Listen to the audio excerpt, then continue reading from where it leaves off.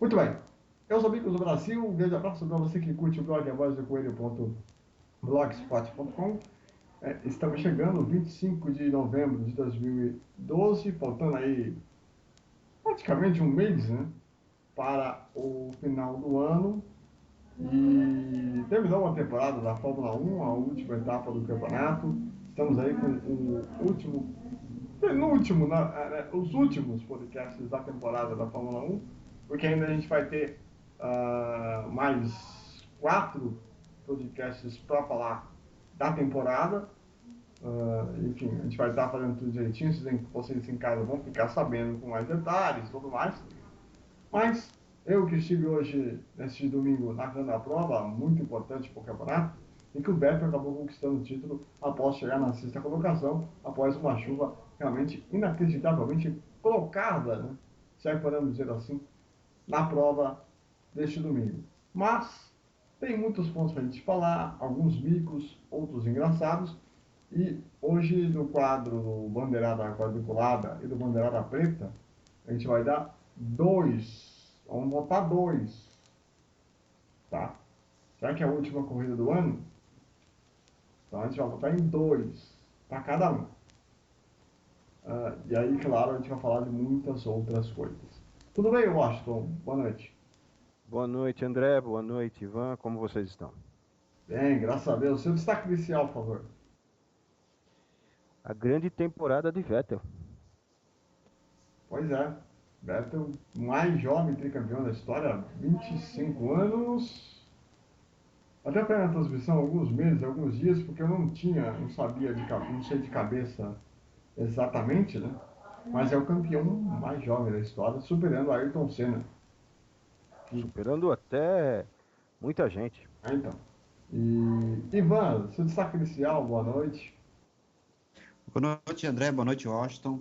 Meu destaque inicial, em especial mesmo, vai para o Vettel, fez uma excelente corrida, e eu me atrevo a dar uma menção honrosa para o Fernando Alonso.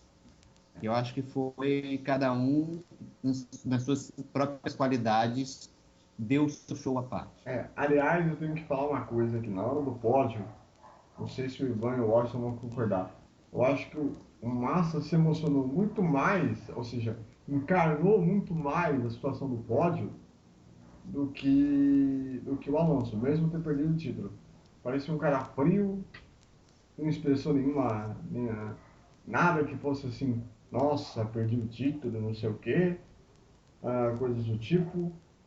Não achei bacana o que o Alonso fez, não. Mostrou um pouco de antipatia, não sei se vocês concordam.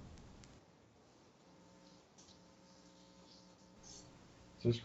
Não, eu acho que o Alonso ele fez o que estavam todo mundo comentando aqui, que era a famosa guerra psicológica. Ele estava de todas as formas possíveis e plausíveis para poder conquistar.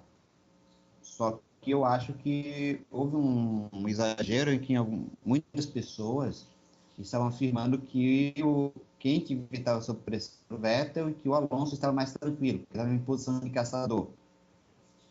O que eu acho que não foi bem assim o que aconteceu, né? Na verdade, quem estava mais a perigo era mais o Alonso, ele que tinha mais condições a perder. E o Vettel era só questão de manutenção, de gerenciar a corrida. E você, Washington, você achou que o Alonso foi um pouco antipático no pódio, enquanto do outro lado o Massa demonstrou muito mais, encarnou muito mais o clima do pódio? Você imagina dois vice-campeonatos. Alonso é vaidoso, meu amigo. Ele queria ser o mais jovem tricampeão mundial. Alonso é vaidoso. Ele perdeu esse título mais uma vez.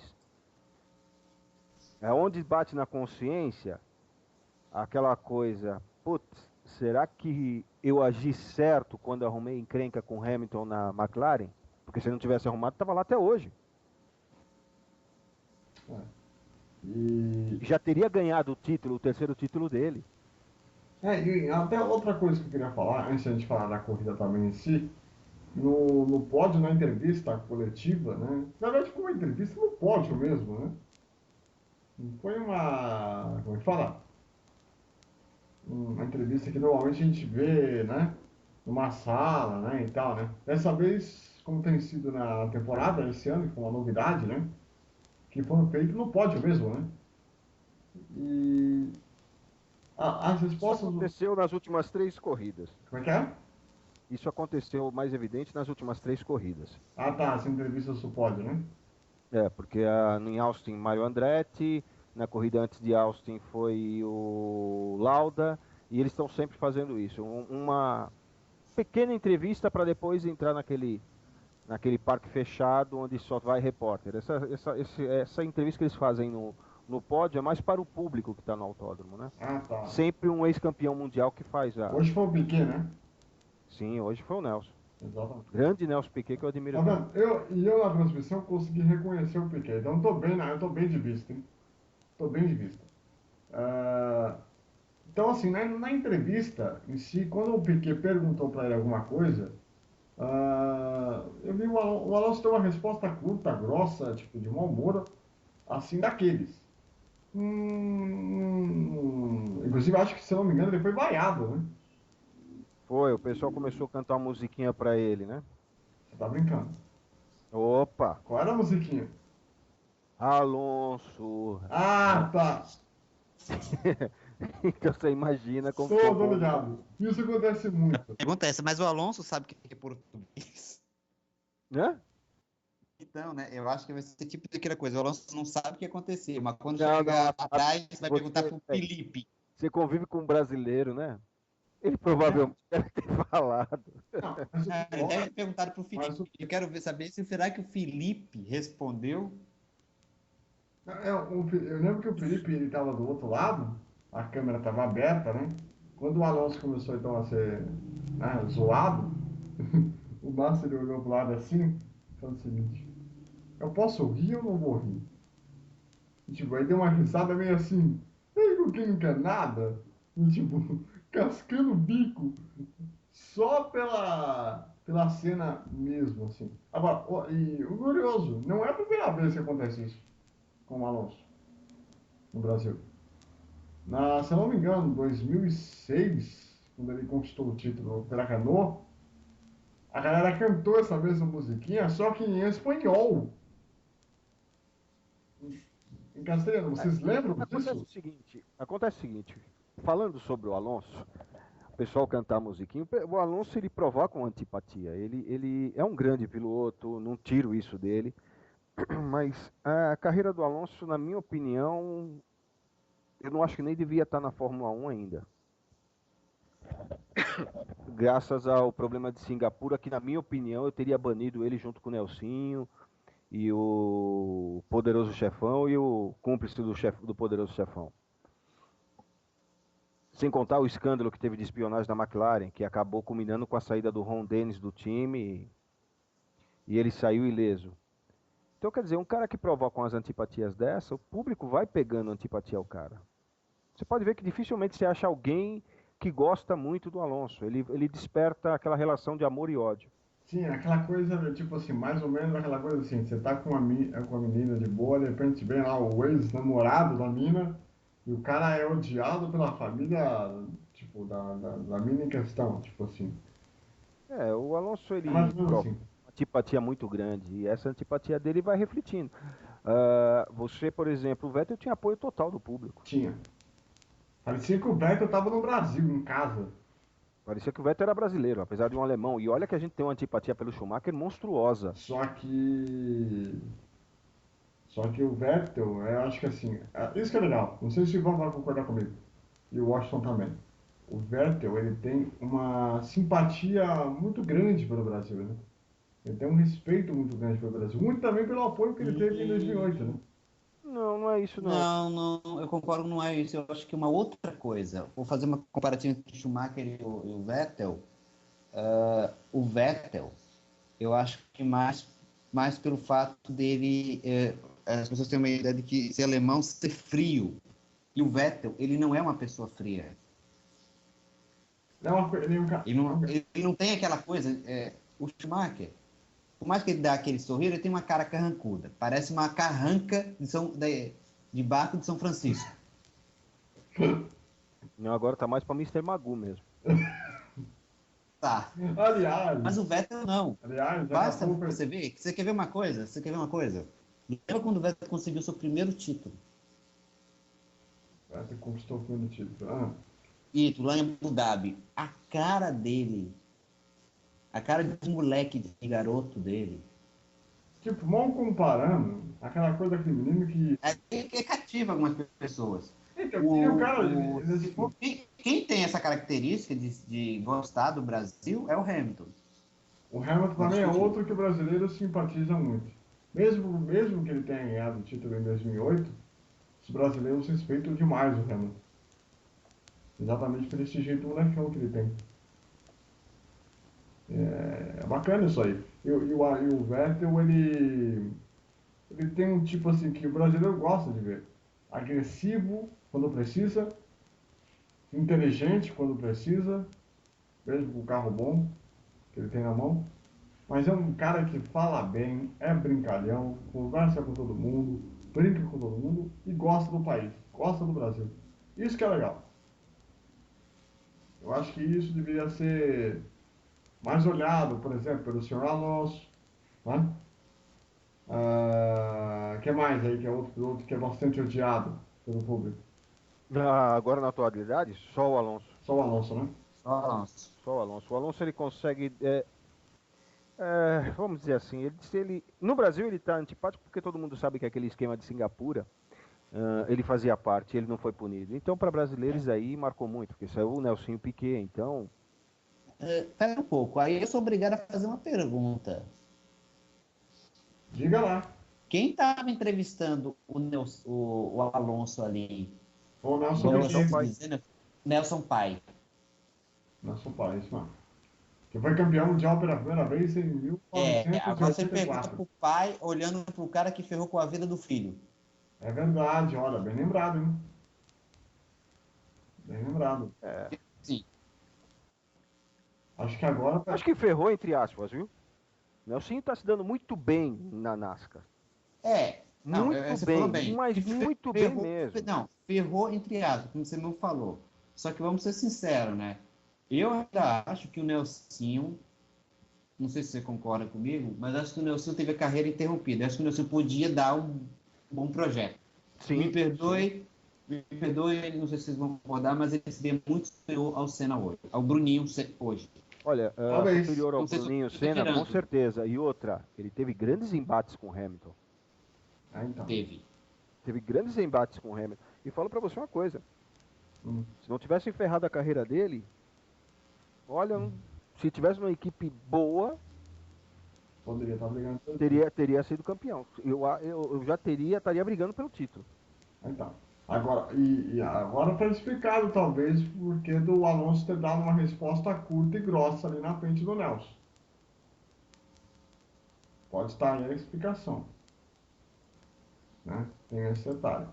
Porque você está frente a frente com uma pessoa que...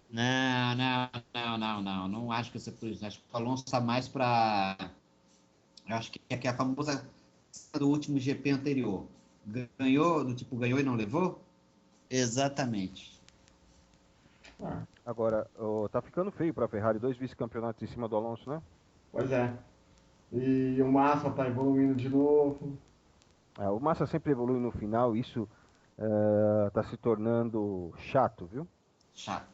E aí ou ele começa a ser competitivo desde a primeira prova, se ele quer ter a atenção da equipe... Ou seja, virar o jogo, né? Tem que virar o jogo, ele tem que ser competitivo agora.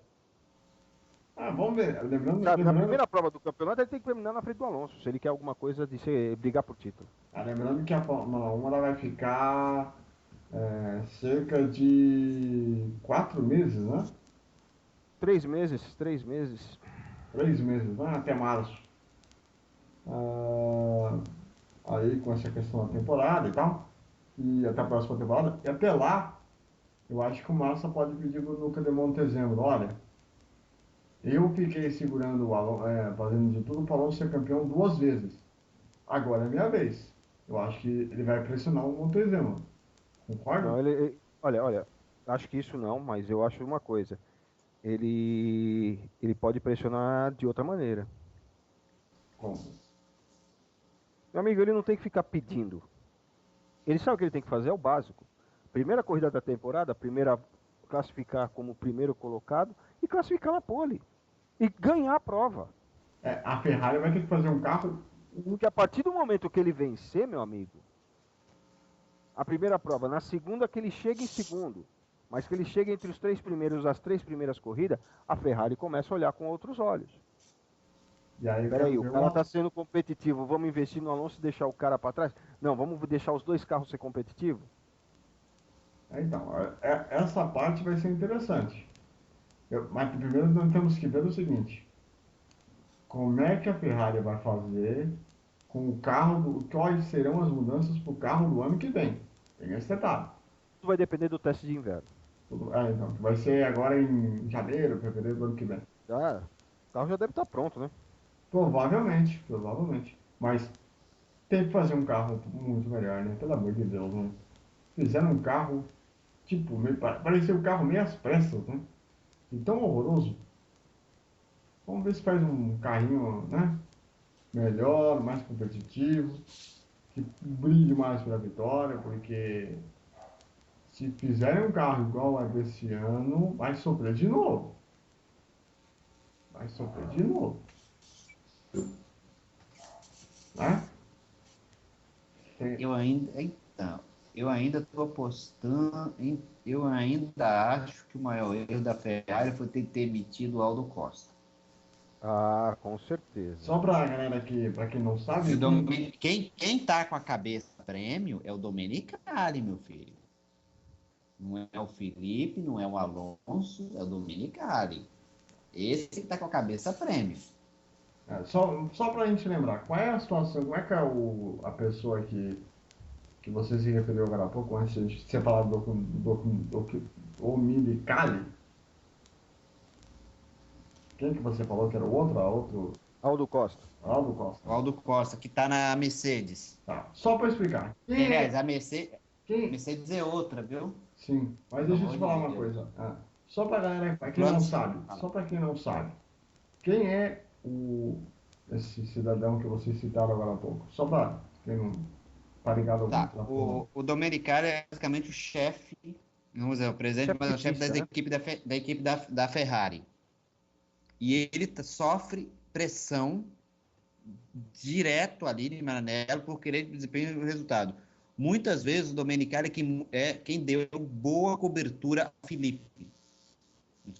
Mas quem segurou mesmo a barra do Felipe lá para ficar na Ferrari é o Domenicali. O Aldo Costa é um dos maiores projetistas. Ele fez parte do Dream Team da Ferrari, que tinha Holly Jean Byrne, Todt, Holly Ross Byrne, Brown, George. Schumacher, tinha o Rubinho, tinha a turma toda. E para onde é que ele foi? Para a Mercedes, que é a equipe do... Eu acho que o desempenho da Mercedes só foi um pouco melhor, ainda estou achando que tem dedo do Costa. Simplesmente por isso. Rapidamente aqui. 2 pontos para a gente falar. Primeiro, Kimi Raikkonen decepcionou? Não. Não. A temporada que ele fez, meu amigo, voltando, ganhou uma prova e terminou em terceiro lugar no campeonato? Não, mas Decepção? para na corrida. Não, Na corrida, meu, é a última corrida do campeonato, esquece. Você tá valendo. não.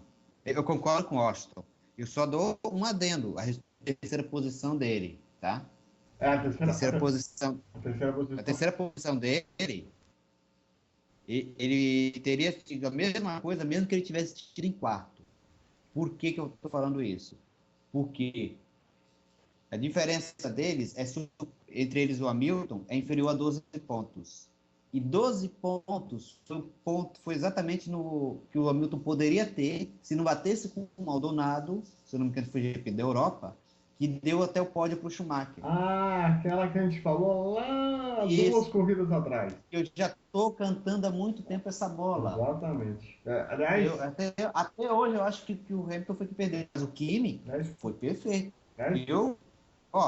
Anota o que eu estou falando. Se a Lotus acertar o dedo, meu filho, a mãozinha ali. É. Ou se sobrar vaga em alguma outra das equipes grandes e o Kimi for chamado, meu filho, campeão. Não, o Kimi não sai da aposta Lotus. O Kimi não sai da Lotus porque ele tem participação acionária. Sim, não, o Kimi. Não, Mas a eu vi um situação do Kimi. comentário que eles ainda não renovaram com Groselha. O Groselha, só para explicar, que é o Grosjean, que bateu forte no começo da. Faz parte da Santa Trindade da Destruição.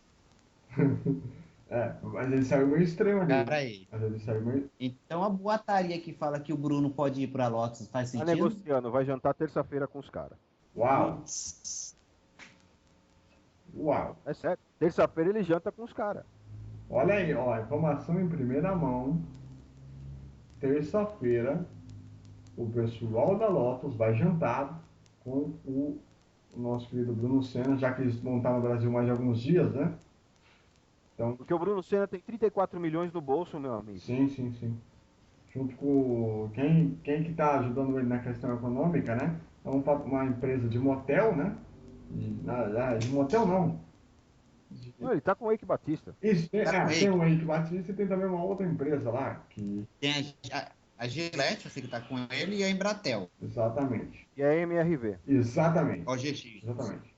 Então, quer dizer, ele tem patrocinadores fortes. Ele tá com 34 milhões no bolso, meu amigo. E acho que as equipes médias, que nem eu falei hoje na rádio, as equipes médias e as pequenas, ela vai pagar para um cara, as médias principalmente, vai ter um cara pagante, que vai trazer seus de 20 milhões para cima, e outro que ela vai bancar o salário. É a estratégia. E... Mas esse bancar o salário tem que Você ser. pode ter certeza que ela vai fazer a mesma coisa. Tá, mas qual deve ser o perfil que ela vai pagar o salário? Ah, meu amigo, dependendo da equipe, você vai, que nem a Lotus, ela já tem seu Raikkonen. então. É que tá, vai ter. Não, ter espírito para poder ganhar e competir é beleza, ter habilidade e tudo. Mas aí eu pergunto se não tem que ter aquele piloto que dá um bom feedback pra equipe. Mas eu acho assim. Eu sei que o. Posso dar uma opinião? Aí que tá. Posso dar uma opinião? Um bom retorno de feedback é econômico também, Posso dar uma opinião? dependendo do curso. Posso dar uma opinião, se vocês permitirem?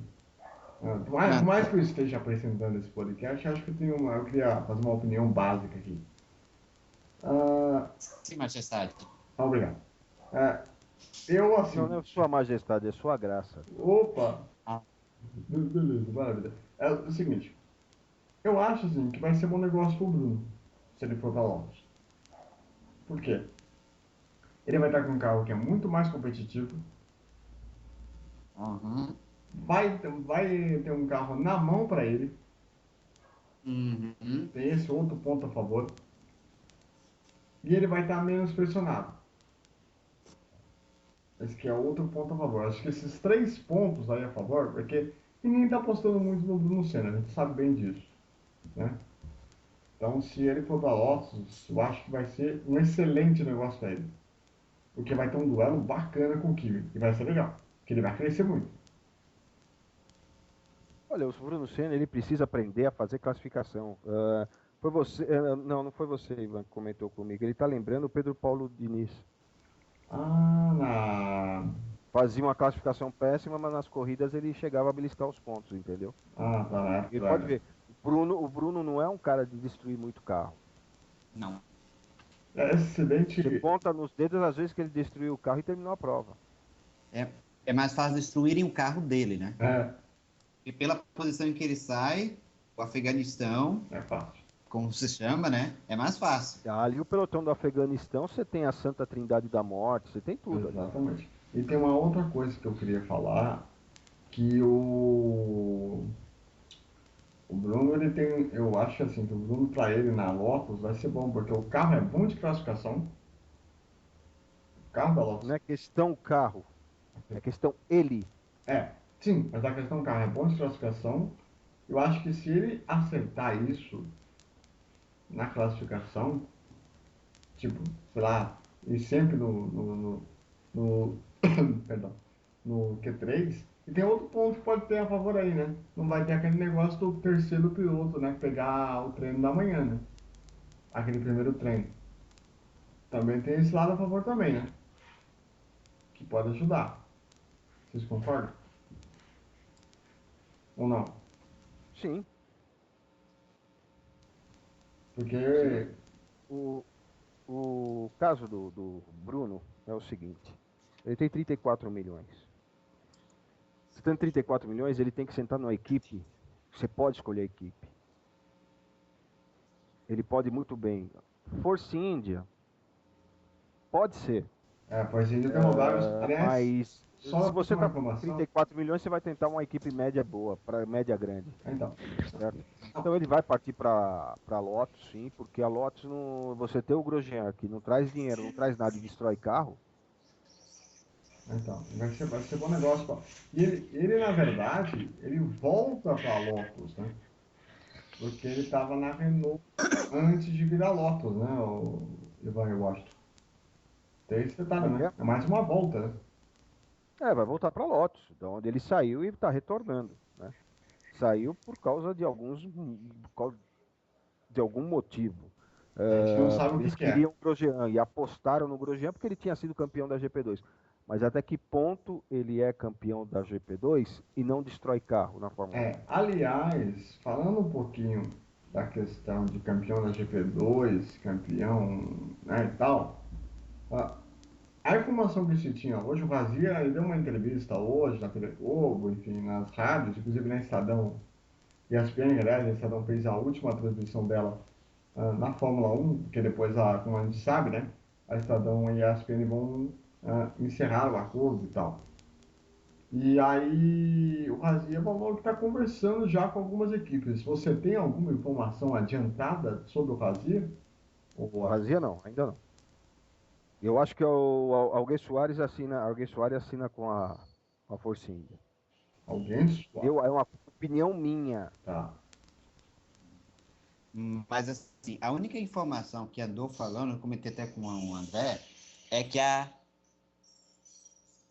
que o Razia, o pai do Razia falou o seguinte declaração, que o Razia vai, em 2012, está para uma equipe, não, 2014. Ah, tá. Pelo que eu entendi, foi 2014, vai estar numa equipe e vai ser primeiro piloto. Eu acho que ele deve, Ponto. sinceramente, se eu fosse o Razia, sabe o que eu faria? Voltar para a GP2, ia ser campeão da GP2. Entendeu? Para voltar forte para a Fórmula 1. Essa seria uma alternativa. Pode Mas acontecer. tem o seguinte, quem deu essa informação foi o pai do Razia. E eu sou da seguinte palavra de parente em Fórmula 1 não conta. Mas ele pode falar, ele deve estar falando assim o seguinte, ele deve ter falado nessa questão de 2014 do seguinte, eu vou voltar para a GP2, com alguma equipe, provavelmente a mesma equipe que foi correr esse ano, né? O Aganil deve ter alguma conversa, alguma coisa, né? Algo assim. E aí pode ser que se resolva, pode ser que ele volte, né, disso aí e possa ser campeão lá. Porque ele vai sobrar. Olha, ele vai sobrar. Eu acho que é o caminho que ele deveria fazer. Ia ser campeão da GP2. E é bem provável que ele faça isso.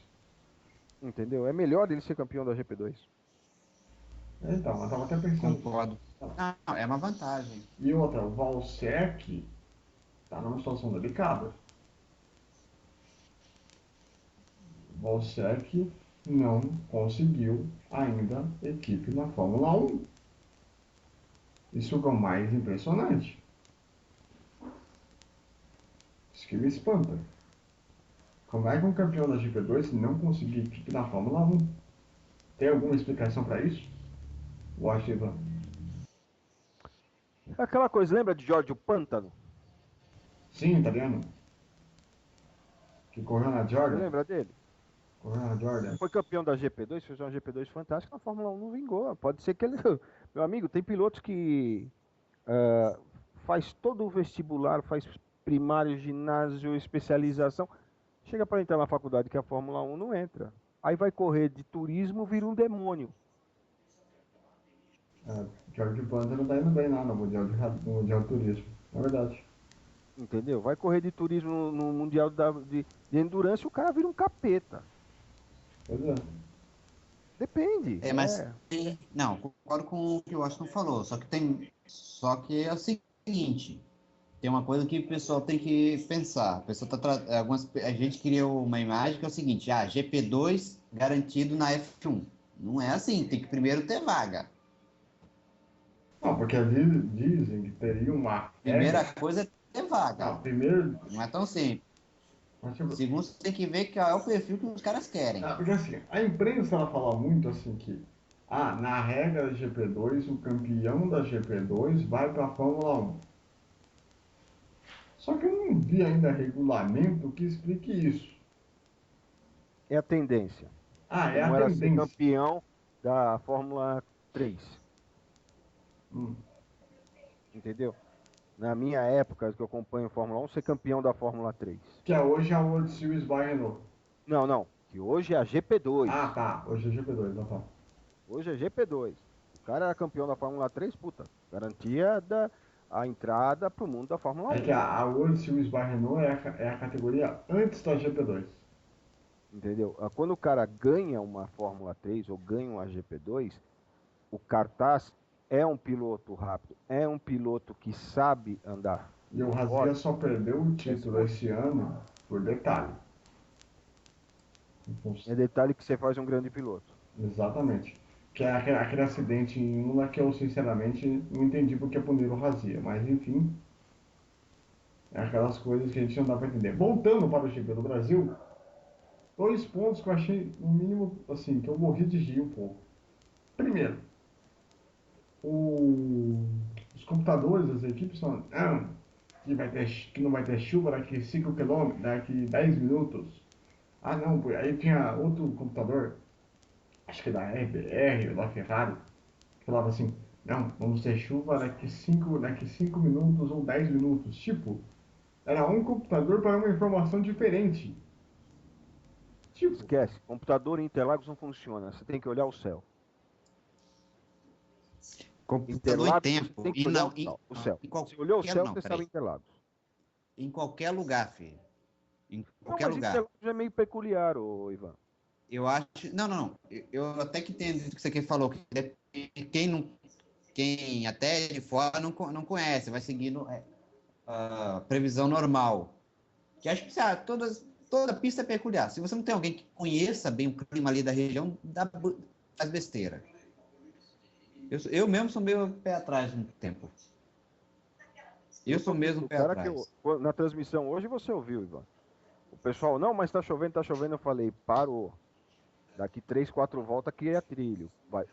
Neguinho vai voltar pro slick. Porque você quando mostrava em certos pontos do circuito, você caça ao fundo. Você caçou ao fundo, meu amigo, você sabe se vai vir chuva ou não. Interlagos ele é muito peculiar por causa disso. Agora, choveu, vira loteria. e a chuva era Você só nivela todos perto. os carros por baixo. Para você ter ideia, a Kovalainen estava andando em sexto. Pois é, verdade. Nossa, mano. Kovalainen em sexto com a Caterham. Vai vendo. Aliás, foi talvez o melhor das Nanicas, né? Foi melhor. E a Nanica terminou em 10º lugar. Aliás, eu nem peguei a classificação final da prova. Daqui a pouco eu vou até pegar de novo, porque eu esqueci disso. Mas. Mas eu achei tipo, maravilhoso o Grande Prêmio, a corrida como ela foi. Agora vamos fazer o seguinte aqui. Ah, vamos botar aqui o quadro, né, do bandeirada quadriculada e também do bandeira preta. Como é a última corrida do ano, eu vou pedir para vocês votarem em dois, ou até três. Não, você tem que colocar o momento bizonho da prova, o Raikkonen esquecendo de pagar o ticket É do verdade. shopping. Nossa, Ah, eu esqueci de. se a gente for colocar, nossa, a minha listinha vai aumentar, viu? Porque Não, tem um bandeira preta feio que eu vou mandar para alguém. olha, é bom. Então faz o suspense. Primeiro vamos parar esse momento bizonho, no mínimo engraçado. Eu até falei assim, né? Tinha que ser o. Eu até falei na transmissão. Tinha que ser o Kimi Raikkonen para gritar, né? Na corrida. Que foi ele passou ali por uma área de trator, onde tem uns trator grande, enorme, tipo uns 2 metros de altura, algo assim. Ele passou por um caminho estranho, foi onde tem umas faixas, um guarda-reio. Alguém entendeu por que ele foi lá? Vocês podem. Ah, vai saber, meu amigo. Ele tava querendo ir Bom, procurar um eu tenho uma combate. ideia, Ah, eu tenho uma suspeita. Como o Kim disse a última vez, deixe-me só, eu sei o que estou fazendo. Na hora que ele entrou, o pessoal lá falou, não, vamos zoar ele. Não vamos falar nada, vamos deixar ele se virar sozinho. Naquela hora, o Kim deve ter falado com os mecânicos, pô, vocês não falaram nada? Ué, você não disse que resolve tudo sozinho? pode ser. É que pena que a FIA não colocou o áudio dele falando no rádio. E não mostraram o replay, né? Ou mostraram o replay depois. Ah, mas já tá na internet, meu amigo. Todo mundo gravou aquilo. É verdade, eu vi, Foi o inclusive. momento mais bizonho da Fórmula 1, mas foi legal. Então, foi engraçado. Foi engraçado. E o outro ponto interessante também que eu queria falar é o fato do nosso queridíssimo. Ah, tá. Teve essa questão do Raikkonen. Ah, e a batida do Paul de Resta. Tem que ter mudança Não, urgente. mas ele reclamou já no Não. rádio antes de bater que ele tava, não tava sentindo o carro muito estável. E ali na entrada do café, na saída do café, é de alta, meu amigo. Você vai meter motor, o carro deu traseirada, e enfim. Foi embora. Então. Agora, Mas apesar desses altos e baixos, esses baixos aí, tem umas coisas que foram boas, como o desempenho do Huckenberg.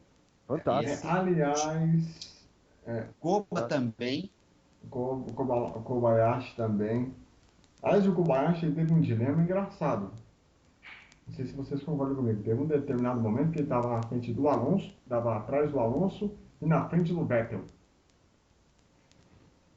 Em determinado momento da prova. Ele estava vivendo um dilema.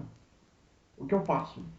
Eu vou para cima do Alonso ou fico, ou sou pressionado pelo Vettel? O que eu faço?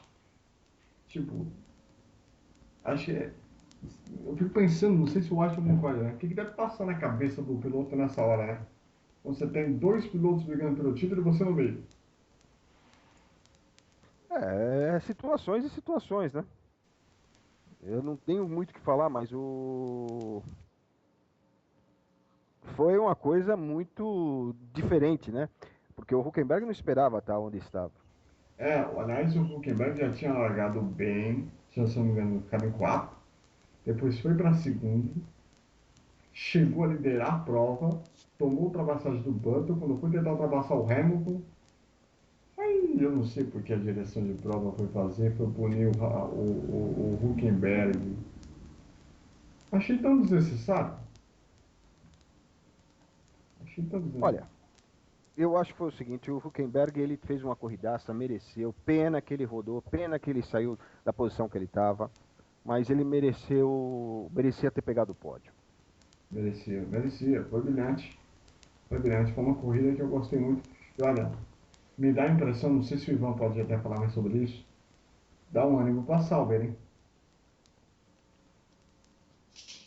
Enfim, ânimo para Sauber?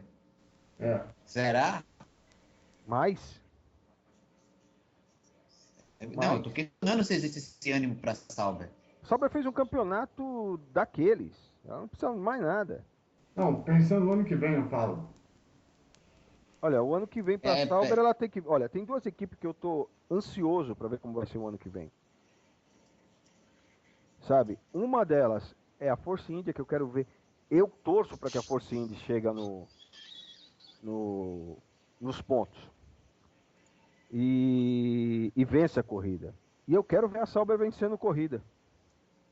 não, concordo. A Force India e a Sauber também são duas que merecem vencer. Eu concordo com você. Eu ainda abri o olho com a Caterham, que está prometendo, que também é outra que está querendo sair do Q1. Eu também acho que a Caterham já devia estar chegando nos pontos. E esse ano que entra, eu espero que a Caterham chegue nos pontos. Olha, depois eu vou colocar no blog a foto muito bem feita da galera do Facebook. Do. Vocês não têm ideia.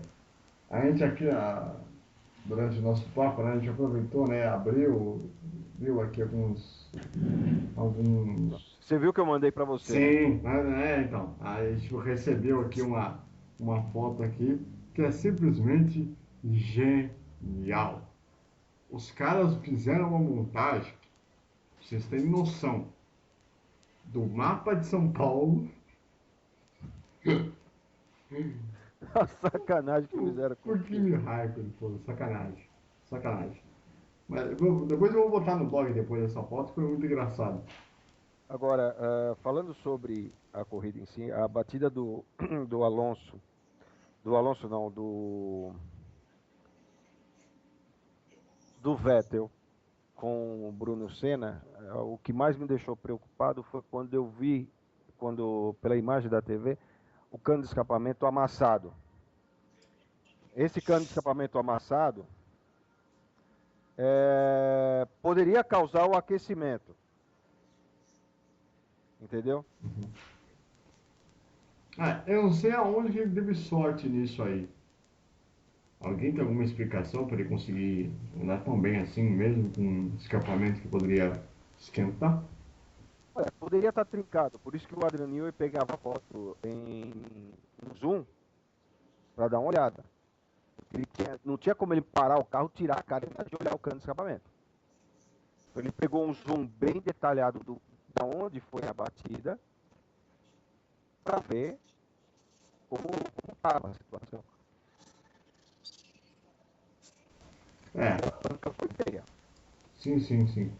Ah, eu até vou ser honesto e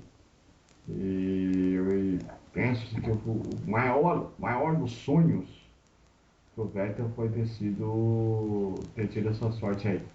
Bom, vamos fazer então agora aquela votação, né? Ó, vocês podem votar em dois, três, se vocês quiserem, porque como é a última corrida do ano, foi a última corrida do ano, então vamos dar o direito de votar em quem vocês mais de um piloto, ou um detalhe a mais, enfim, para os dois quadros desse blog aqui, que é o bandeira quadriculada e o bandeira preta. Então vamos lá. Bandeira quadriculada primeiro, evidentemente. Ivan.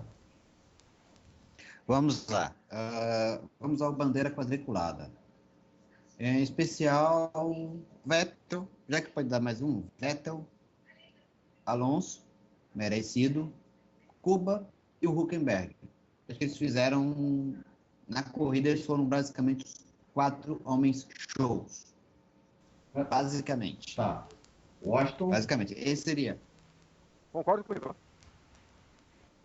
a quadriculada. Agora, na preta da corrida, menção horrorosa, menção honrosa, mas uma preta bem forte para a comissão da prova. Esse. Não muito pela punição do Huckenberg, mas sim pela demora do safety car. Havia detritos na pistas. Meu, parecia que o cara, daqui a pouco o piloto estava querendo se desviar. E não eram detritos pequenos. Até hoje eu estou em dúvida se o pneu do Rosberg não furou por causa de um desses detritos. Furou, Que, aliás, furou. depois do pneu, Furou. eles colocaram safety car. Eu não entendi. Ele Eu furou. não entendi. O pneu do Rosberg ele furou com um pedacinho pequeno. Depois que quando eu vi o replay, eu tinha pensado assim, tinha ido sozinho, mas depois eu saquei o que tinha acontecido depois que eu revi. Foi um pedacinho pequeno de aerofólio, não sei, acho que era não sei se era do carro Não, mas olha, esse pequeno pedaço que passou, quem passou também em cima foi o Button. Sim. Só que quando se tem a sorte, meu irmão. É o que eu falo, é o que eu falo. Bom, eu vou votar também. Primeiro eu vou votar na bandeira quadriculada para alguns pilotos que realmente me chamaram a atenção. Hülkenberg, que fez uma corrida brilhante. É um garoto que, olha, já tinha mostrado em 2010, quando fez a pole com a Williams, um carro que era horroroso, horroroso. Ele mostra que é um piloto que, olha, na boa, hein? Não é por nada não. Acho que Vettel e Hülkenberg vão fazer aí um duelo alemão pelo título ano que vem. Aguarde. Na boa. Tô até falando isso agora, porque depois vocês podem me cobrar. Vettel e Hülkenberg vão fazer duelo pelo título ano que vem. Escuta o que eu tô dizendo. Que esse moleque vai. Não. Aí eu me desculpa, André. Desculpa, mas o Huckenberg, ele tá numa equipe, vai entrar numa equipe que não tem tradição de disputar título. Ah, mas vai que, né? No ânimo que ele tá, a equipe com um ânimo também interessante, tá com mudou, né? A pessoa que cuida da, da, da para falar com o rádio, com os pilotos e tal, né? Tem uma mulher lá, né? Que agora não me recordo o nome, mas enfim, A Mônica, isso, que estreou esse ano, né? Então deu um ânimo pro time, enfim, essa cara nova, né? E tal, eu acho que, sei lá, me dá a impressão que Hülkenberg pode brigar sim pelo título, mesmo com um carro que teoricamente não tem, historicamente, briga pelo título e tal. Mas me dá a impressão. Outro piloto que me chama a atenção, para a bandeira quadriculada, o Button, que fez uma corrida boa, fez uma corrida assim, não errou, mas também viu aí a pressão do garoto Hülkenberg, né? Que eu acho que talvez ele tenha gostado de ter tido um duelo ali, né? E claro, a sorte dele, porque ter sido, né?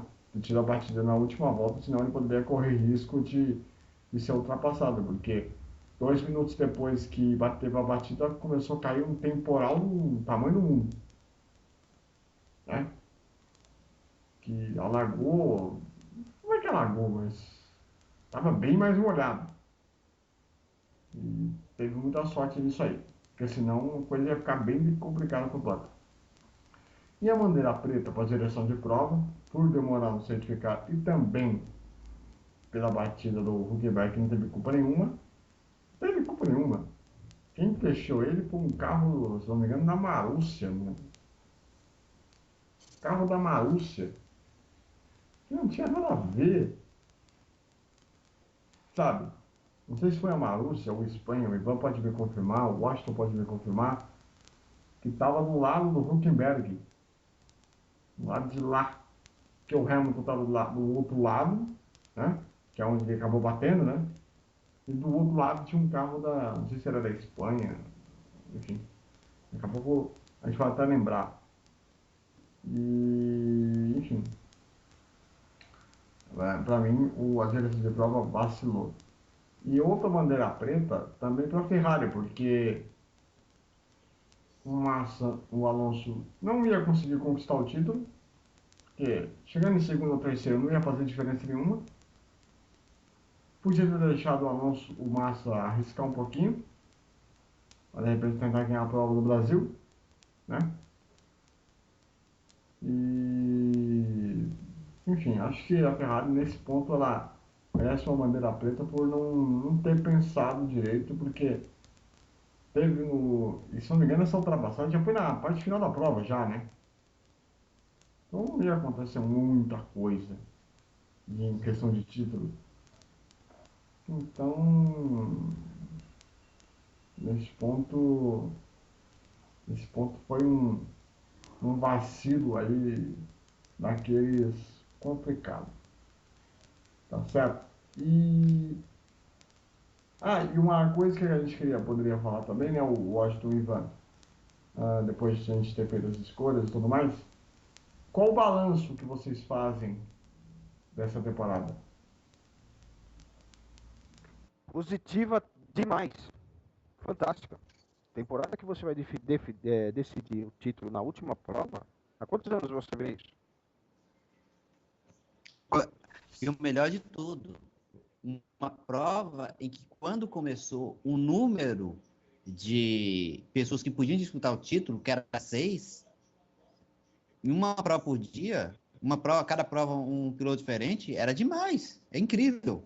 Tá, claro que tem muita gente que já viu, só que isso é raro. Isso deixou a prova muito mais competitiva. E o melhor, ficou provado que, independente do carro, o peso do piloto conta.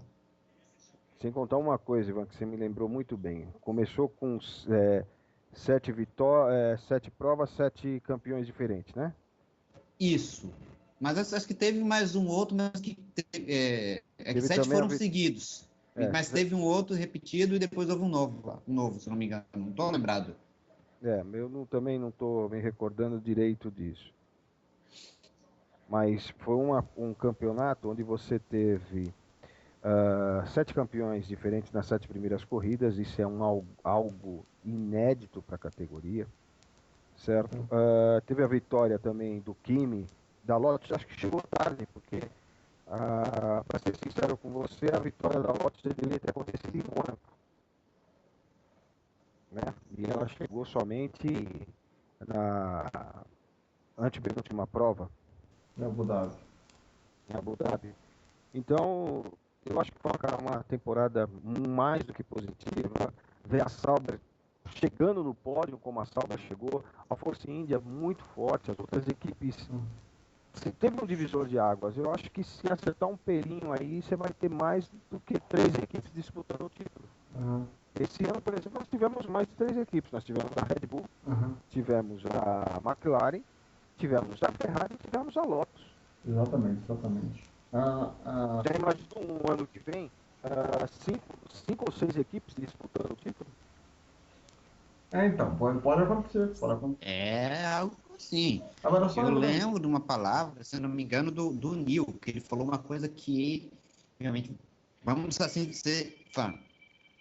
Quando anunciaram o modelo dos carros, com exceção da McLaren, se eu não me engano, Marúcia, todas as irmãs fizeram aquele bico chamado bico feio. Muita gente falou mal do design dos carros. Mas se não fosse esse design dos carros, acho que a corrida não seria tão competitiva. Cada pista pesou. Cada pista se adaptou mais a um carro, a estratégia também, o peso do piloto também. Então, esse modelo, acho que eu quero ver esse modelo para 2012. Talvez precise melhorar alguma coisa, vai entrar na guerra dos pneus. Assim, aí você entra no mérito dos pneus. E só lembrando, né, que a diferença, posso estar enganado, depois vocês podem me corrigir, foi a diferença antes da corrida e depois da corrida, ela foi praticamente a mesma que no campeonato de 97, entre Villeneuve e Schumacher. Posso estar enganado. Olha, nem tanto, Não mas acho que esse sei. campeonato aqui foi melhor. Foi. Não ficou finalizado somente 2 pilotos. Ficou no final, mas você até então tinha, antes de Abu Dhabi, você tinha o Kimi, você tinha Hamilton, você tinha Alonso e você tinha É o Rosberg. Até o Rosberg tinha chance. Eu não me lembro, mas acho que até eu vou arriscar, talvez um dia se eu estiver falando besteira, mas o Maldonado também não chegou a entrar na briga? Mas no começo, não. Depois que ele ganhou aquela prova, né? Isso. Depois daquela prova. Agora, E aí? vamos falar assim, tá faltando das 7 últimas corridas para o final. Nós tínhamos em torno de 5 a 6 pilotos disputando o título. E estavam a loteria adivinhar quem ia ser campeão. Então, é bem isso mesmo. Foi um campeonato que me agradou bastante também. E eu que tive a honra de fazer a última corrida do ano, e eu tenho a impressão que a temporada que vem vai ser mais interessante, porque poderemos ter aí a chance de ter uma etapa na Argentina. Pode acontecer, né? Existe essa possibilidade ainda, né, Ivan? Mas depende. Eu acho que não. Do jeito que tá a Argentina, filho. É que agora a Argentina do jeito que tá qualquer questão de política lá. A Argentina tá no marketing. Eles vão ter que montar alguma coisa de forma que a corrida não se torne um elefante branco, ou seja, tipo assim, algo que só vai ser usado só em questão de corrida, e 2, alguma coisa que gere lucro para a Argentina. Agora, México, eu acho plausível. Já tem alguma informação? Até Santa Catarina, como já falaram, pode ir, Interlagos, que se cuide. Então você acha que pode ser que não tenha duas? Você acha que pode ser que... Não seria legal ter 2 corridas no Brasil? um em um estado diferente? Para o Brasil, sim. Mas eu não sei se fora disso. Por quê? É que assim, se a gente for colocar, vai ter público, sim, tranquilo. Mas será que para a FIA é lucrativo? Florianópolis é um lugar que, pô, em questão de lucro, enfim, de várias outras coisas, é perfeito para a FIA. Perfeito. São Paulo tem o lucro dela por ela, né? Não precisa nem dizer por quê, né? Tem que ver como é que eles vão. Mas eu acho que seria interessante. De repente ter lá um GP da América do Sul em Florianópolis e um GP do Brasil em Interlagos. Podia ser o caso. Acho que seria uma alternativa interessante. Não sei se o Washington concorda. Olha, Santa Catarina apresentou um projeto, certo? Assim como o Rio também está querendo levar a Fórmula 1. Mas uma coisa é querer, outra coisa é conseguir. Se eles reformarem Interlagos, cara, como eles estão no plano de reforma, vai mudar algumas coisas, inclusive a curva do café, vão fazer umas coisas que tem que ser feita, nova entrada de box, enfim. Ninguém tira de São Paulo, não. É o que eu penso sobre esse plano de Santa Catarina. Esses caras podem até tentar. Se fizer um circuito seguro para MotoGP, corre qualquer coisa lá, cara. Então, vamos ver. Vamos ver como é que vai acontecer. Então, só para eu lhe perguntar rapidamente, Ivan, o México já fez uma proposta já para o ano que vem para a Fórmula 1? Pelo que eu soube, ele tem proposta e o Bernie também tem interesse, né? E vamos ser sinceros, com o Pérez também é um E o aditivo. Gutierrez Porque a Fórmula 1 também. está buscando. E tem o Gutierrez. Porque a Fórmula 1 está buscando novos mercados, filho. E aí que até eu coloco os Estados Unidos na parada. Agora eu vou te falar uma coisa, quem pode entrar na briga também. Tem a Rússia, desculpa, eu não esqueci. Tem a Rússia também prometendo para 2014. 2014 tem a Rússia e tem também a Venezuela que quer também sediar uma prova. Exatamente. Essa eu duvido. A Venezuela eu tenho dúvidas. Eu tenho minhas certezas, viu? Opa, por quê? Sabe por quê? Por quê? O caminhão de dinheiro que a Venezuela está jogando nas categorias antes da Fórmula 1, como na GP2 e etc. Vamos ver. Vamos ver. E só para vocês situarem, quando que os calendários oficial sai? Tem data prevista? Não. Ainda não, mas daqui a pouco sai. Tá certo, muito bem. Mas vocês vão ficar ligados para a gente saber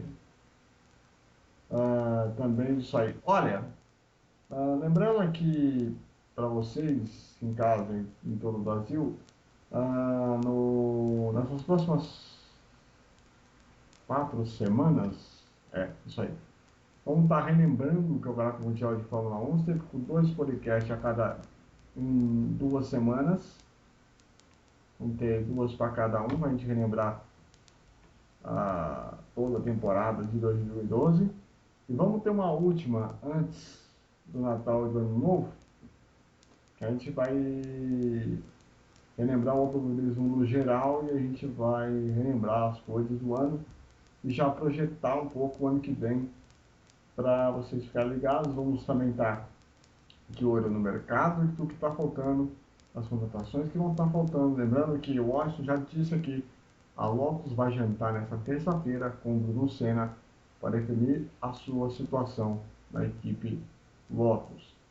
Tem outros detalhes importantes, enfim, aquelas coisas que a gente sabe como é que é o mercado depois quando se termina o campeonato. Vai trazer quanto de cascalho, vai me dar quanto é Jesus, quanto é Genésio. Exatamente. E outro ponto que a gente vai ficar de olho também, claro, a gente vai ficar muito na curiosidade, vai ser os carros no ano que vem. Como é que eles vão ficar? Olha, vamos só relembrar algumas coisas relacionadas aos carros. Primeiro, estão realmente querendo acabar com os bicos feios, né? como se foi comprovado, como se esse bico feio fosse a causa das equipes serem ruins. É só copiar o modelo, pelo menos, da McLaren, que fica bonitinho. Não sei por que tanto chorou. Segunda coisa, questão dos pneus. A Michelin vai querer voltar. E isso vai mexer. Eu sou favorável ao seguinte. Eu sou favorável a ter uma única empresa. O quê? Uma única borracheira? Uma única. Sou favorável a ter uma única. Porque se você tem... Porque justamente o fato dos pneus estarem se degradando mais cedo foi o que permitiu as trocas e permitiu o melhor jogo de estratégia. Isso também afetou a competitividade. Ano que Olha, vem. eu sou a favor de duas equipes fornecendo pneu. Duas fornecedoras borracheiras, porque eu vou falar uma coisa para você. Os pneus de chuva da Pirelli não é ruim. Se você pegar um copo d'água e jogar no chão, né, olha, é horrível, é show de horror os pneus da Pirelli na chuva. Quanto aos pneus para pista seca deles, é fantástico. Eu acho que a borracheira, mais uma borracheira para entrar na briga, eu acho muito legal. Também acho. Também acho. Acho interessante. Bom, Porque você imagina você ter uma briga, você vai ter uma briga além de carros, você vai ter uma briga de pneus, meu amigo. exatamente. Bem lembrado isso daí. Bom, Então, briga de pneus, eu falo para você, define campeonato. Tá, agora pensa o seguinte, você tem dois pneus, que tipo de pneu você acha que os caras vão colocar? Um pneu que dilacere fácil ou que mude? Ou um pneu que dure mais? Ah, meu amigo, aí é questão de você ter a borracheira certa. lembrando que Não. primeiro Aí é livre, questão de você pensar na competitividade. também. A não ser que porque é o seguinte, justamente teve as paradas do boxe, elas pesaram também. Vamos ser justos, foram um show à parte. Agora, a não ser que a FIA diga o seguinte, olha, tem que trocar, ter troca do pneu a 30% de uma corrida ou 50% de uma corrida, beleza. Que aí vai estar todo. Aí os pneus vão poder brigar à vontade, filho. Aí sim. Mas tem que ter o controle. Agora, só para eu lembrar também, os pneus de 2013 foram testados no primeiro treino livre na sexta-feira. Parece que algumas equipes gostaram do que viram, do que testaram. Mas vamos ver o que vai acontecer e tal. E o que pode ter, o que pode acontecer, enfim. Aquelas coisas que você já sabe que deve acontecer. Bom, vamos lá. Ivan, seu destaque final, por favor. Bom, meu destaque final vai para o... Vou dar um especial pro Vettel, né? Ele basicamente foi o cara. Muito bem. Washington, seu destaque final. Lembrando que todo mundo vai estar reunido de novo nas próximas Pelo título do Alonso, pelo título do Vettel e pelo grande campeonato que o Alonso fez. Muito bem. Bom, é isso, galera. Mundial de Fórmula 1, tivemos 20 etapas, 20 emoções e um título realmente histórico. E agradeço demais aí a sua audiência, a sua companhia e principalmente a sua amizade. Lembrando que no blog também vai estar a transmissão na íntegra da corrida do Grande Prêmio do Brasil, a vitória do mito Jenson Button e o título de Sebastian Vettel. A todos o meu muito obrigado pela sua audiência, pela sua companhia. E lembre-se, durante esse final de ano vai ter cheio pra caramba.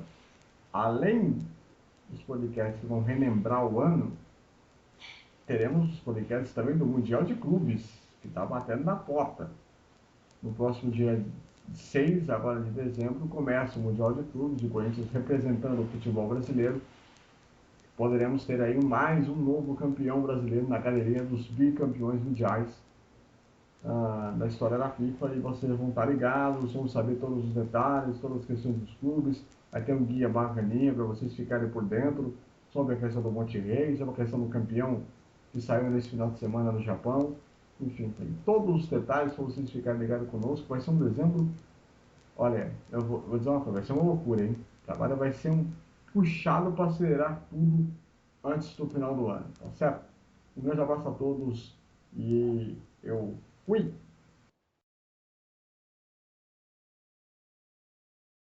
Que você está vendo o teu limite, mas o que você não quer ficar ouvindo, né, posso falar porque eu vi algumas vezes, é o teu engenheiro tentando te falar fique na pista, porque é do teu interesse ficar na pista.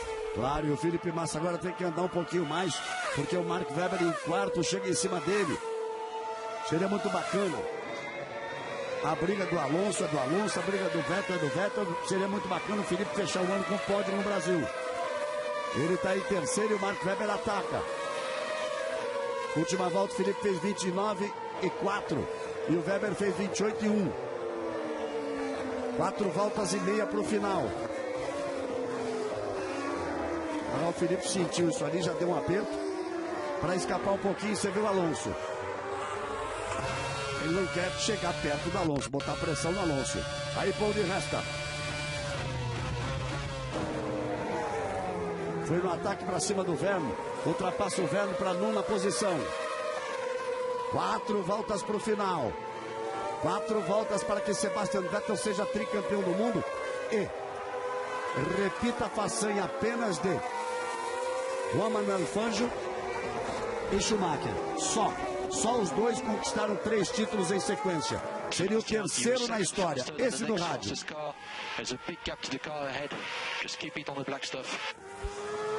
Mais uma vez, a equipe falou, você foi 1 segundo mais rápido que qualquer outro carro na pista, mas a diferença do carro que vai à sua frente é grande, então assim, tipo, não vale a pena andar tão rápido. Por favor, mantenha o carro na parte preta, que é o asfalto, para não sair da pista. O engenheiro está quase ali, pelo amor de Deus.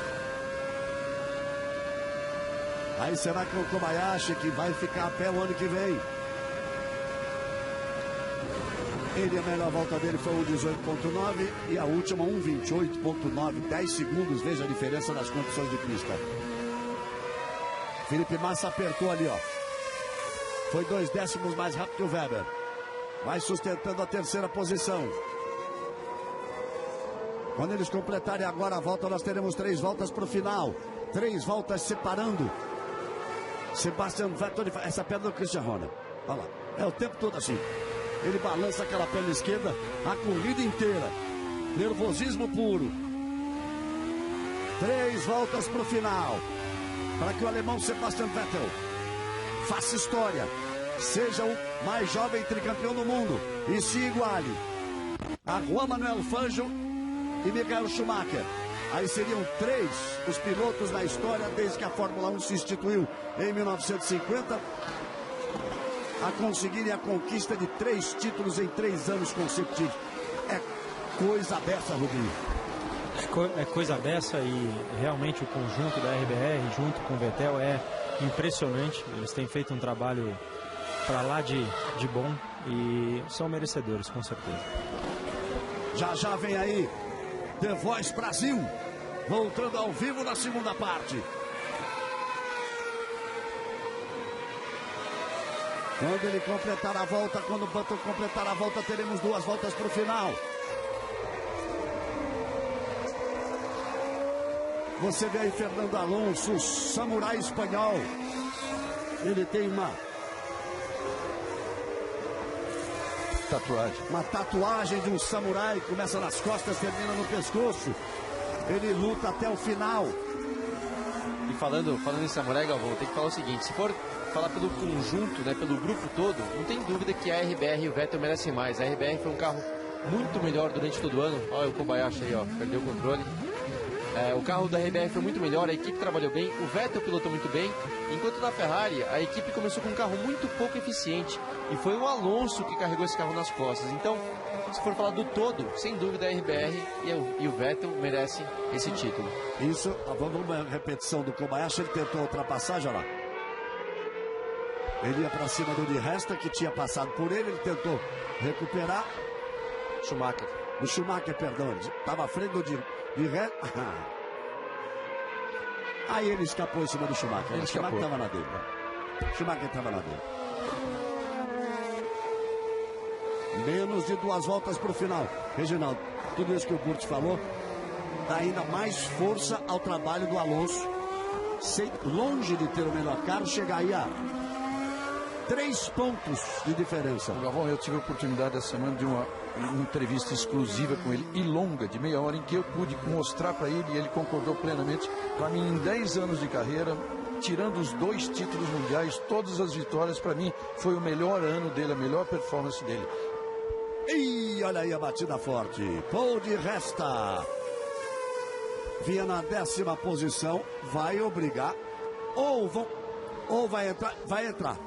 Então vamos terminar com o carro de segurança na pista. Isto quer dizer que Sebastian Vettel é tricampeão mundial de Fórmula 1. Olha como ele escapou, bateu e ficou ali. É a perigosa curva do café, Galvão. É o lugar que você não quer escapar como ele escapou, então ainda bem que não aconteceu nada com o piloto. Onde o próprio Alonso sofreu um dos piores acidentes dele. Mas vamos dizer que reforçar o que a gente vem dizendo, a segurança dos carros de Fórmula 1, né, Rubinho? O crescimento dessa segurança desses últimos anos é impressionante. Desses últimos anos não, desde que eu comecei a correr em 93. Olha aí. Vamos lá. Agora ele vai bem devagarinho. Bem devagarinho. Saiu ali dos pedaços da pista. Estava parado o carro de Resta. Mal dá pra ver se vai ter bandeirada ou se não vai. Ali a bandeira amarela. Vem para mais, ele vem para a última volta. Ele vem para os últimos 4.309 metros. Porque aí na ponta vem Jenson Button. Jenson Button vem para a vitória. Alonso tem a frustração de estar em segundo. Ele devia estar pensando, esse carro não podia ser um pouquinho antes para pelo menos brigar com o Jenson Button. Felipe Massa vai para o pódio, mostrando uma grande recuperação na segunda parte. E vai sair. É só para dar bandeirada sem o carro de segurança na frente. Ele sai, ele entra ali na subida para dar a bandeirada. Sem o safety car. Quer dizer, o Alonso vai ter alguns metros para tentar alguma coisa para cima do Jenson Button. Por isso não teve nenhuma comemoração ainda. Por isso ainda não teve comemoração, hein? Vamos ver. O carro de segurança será recolhido. Bateu é o primeiro, Alonso é o segundo, Massa é o terceiro, Weber é o quarto, Hülkenberg é o quinto, Vettel é o sexto. Essa posição dá o título por 3 pontos. Ele vai ali, desviou. Teria que entrar, teria que estar com as luzes apagadas. Mergulhou.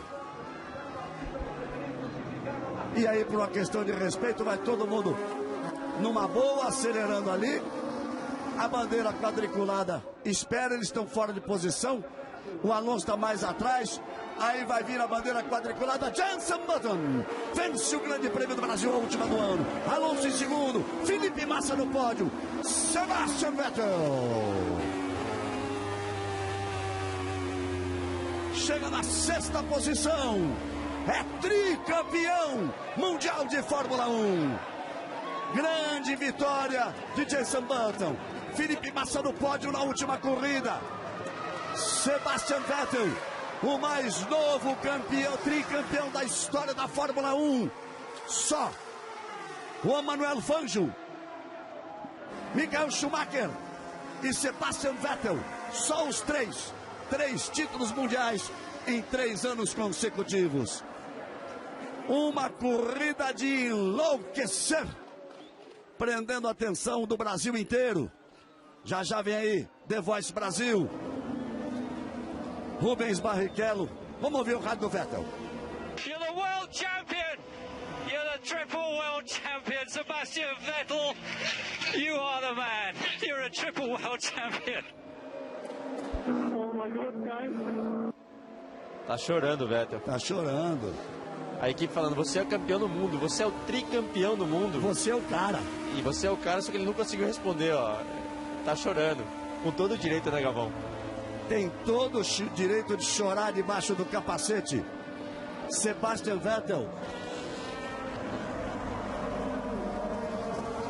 Então, Jason Button venceu com autoridade. Alonso foi segundo, brigou até o último instante. Entrou com 13 pontos atrás, saiu 3 pontos atrás. Felipe Massa no pódio, mostrando mais uma vez. Grande segundo semestre de Felipe Massa. Vai fazer uma grande temporada ano que vem. Depois Werner Huckenberg em o 6º lugar de Sebastian Vettel. Dá a ele o título de tricampeão mundial. A gente volta já com toda a festa do pódio, com tudo que vai acontecer, com a vibração de Vettel, Felipe Massa no pódio. Voltamos já. Globo, a gente se liga em você.